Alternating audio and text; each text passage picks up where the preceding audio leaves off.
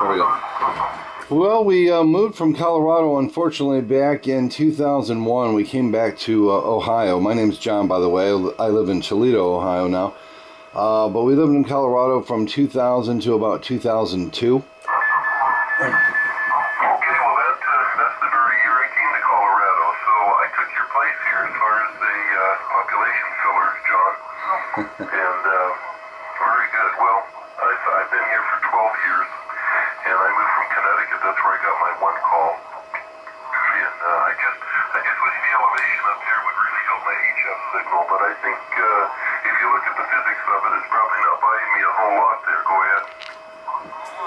Oh, actually, you're doing quite well on the signal here, about 5.9 actually.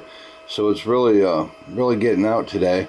I miss Colorado. Ohio's nice, but it's flatter than a pancake. Colorado is beautiful. And I remember we had an HRO that was up, a ham radio outlet that was up in Denver. So I'd make the trip down the mountain on the backside of Pikes Peak, and that's where Woodland Park and Divide are. And I'd make the trip through Colorado Springs and go up to HRO and look at all the new goodies, and I miss doing that.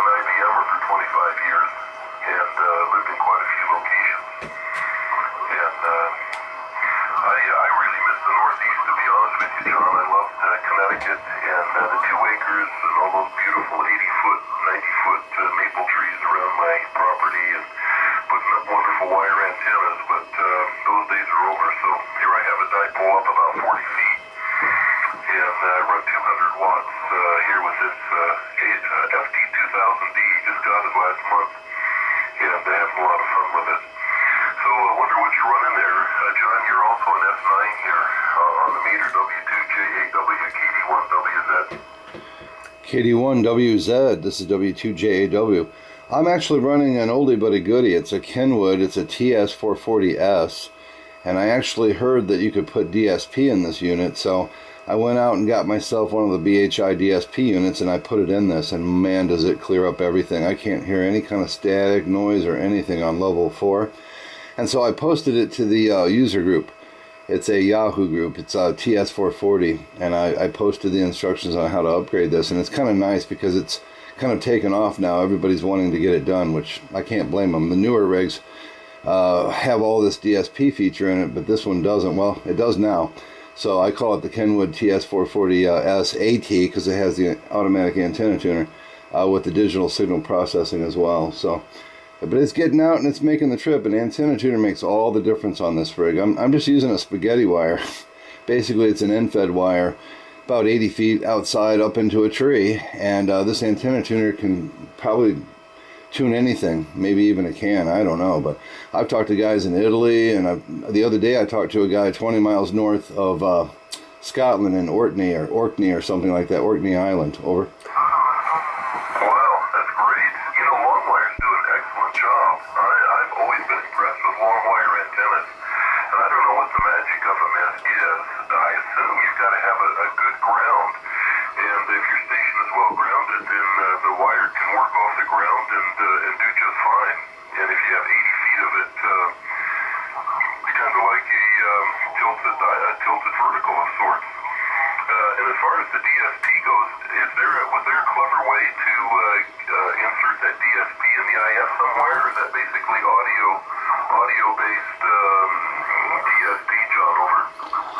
Yeah, Roger. Yeah, it's audio based. I have to take out a capacitor. It's C69 on the IF board here, and basically you're catching it before it gets amplified, which is good because that's when you want to take care of the issues.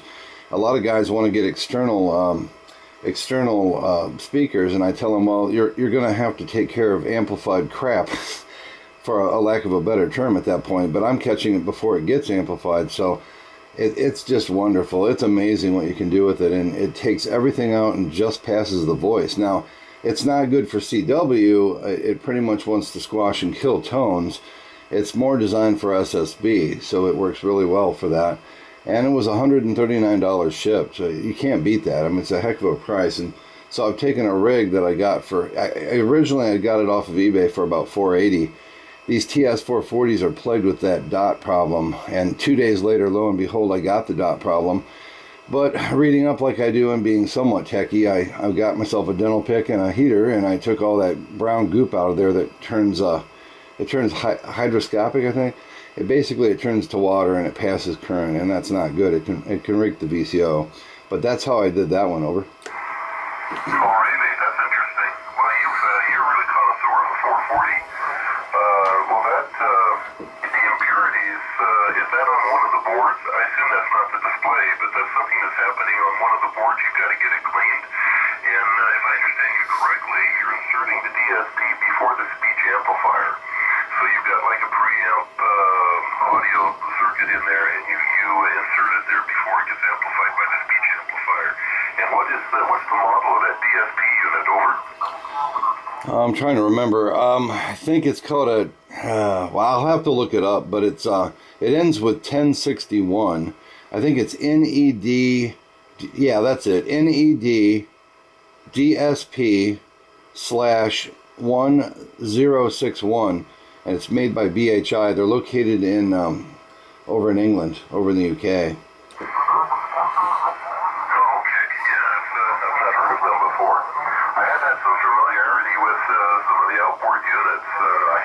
Kenwood Ts440S, and I bought a time wave.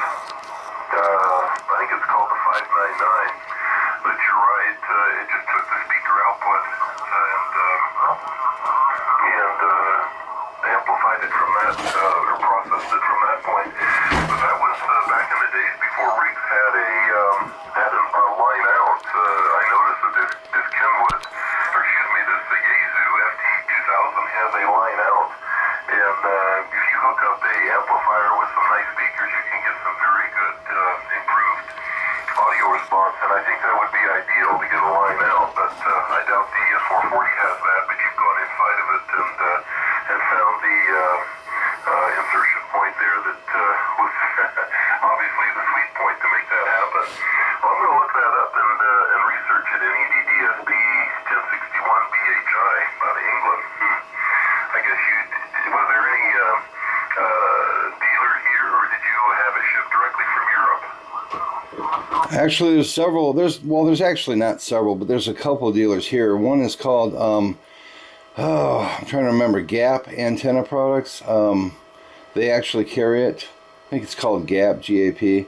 And then another company I recommend because Ralph is so awesome is www.w4rt.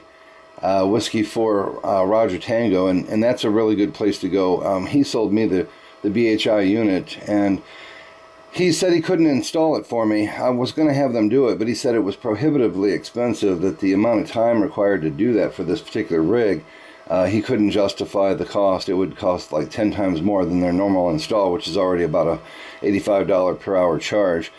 So I figured, what the heck, I'm tech, I can do it myself. So I looked up the instructions online. They're actually online. They were made by a couple of French fellas, ham radio operators in France. And they put that online. I got that information, and it was perfect to install it. It works great. Over. So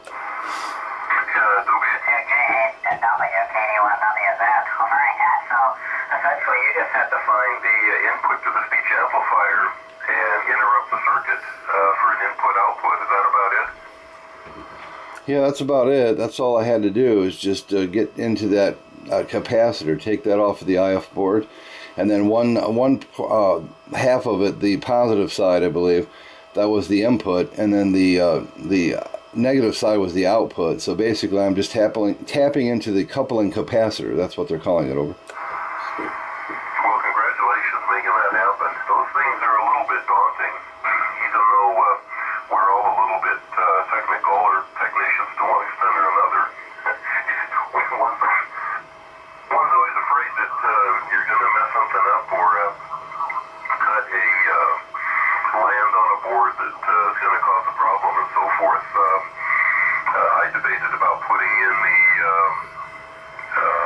OEM filter in this 2000. I don't know if you've read about it, but there's an excellent roofing filter that makes this rig much better as far as selectivity goes. But you know, I don't contest, and I don't have a high gain antenna, and I decided it really wasn't worth the expense and the trouble relative to my operating environment here. But that's really neat. That must be quite the improvement there on the 440. Well, I love my 830. It was a great rig, but I enjoyed also getting into the broadband all transistor type design. But that 830 was a real jewel. I had an opportunity to buy a TS430, the older brother there to your 440, and it was a toss-up between a 430 and an 830, and I decided I'd go with the 830, have a little bit more robust output there with the 6146s, and so I ran that rig for 12 years, and had a lot of fun with it. But the 430 is also a mainstay radio that has just been a tremendous performer through the years, and I assume the 440 just builds on that and makes it better there, John. W2JAW, KD1WZ. KD1WZ, this is W2JAW. Yes, it sure does. The 430S is still pretty popular, though. Even on eBay, people are wanting to get it, and they'll buy it up and they'll pay good money for it. These TS440s are listed on eBay all the time, and they always command at least $400.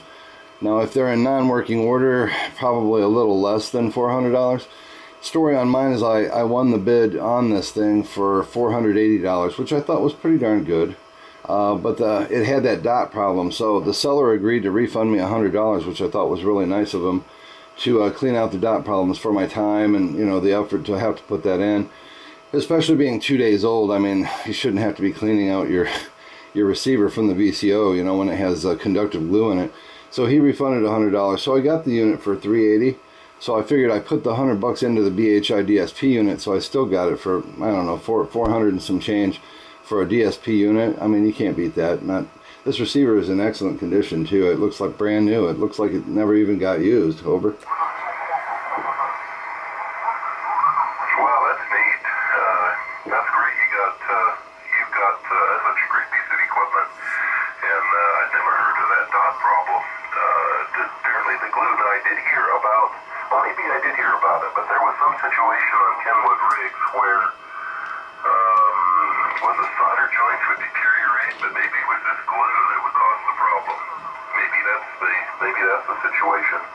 But I know that there was some situation pervasive, and I think it even went with the TS940S, 940S, and you had to be aware of that. But I don't know. It seemed like it was a solder situation, but maybe it was the glue. All right, well, very good. Well, it's pretty dramatic here on the band as far as ups and downs, and I know you're hearing it on your end as well there, John.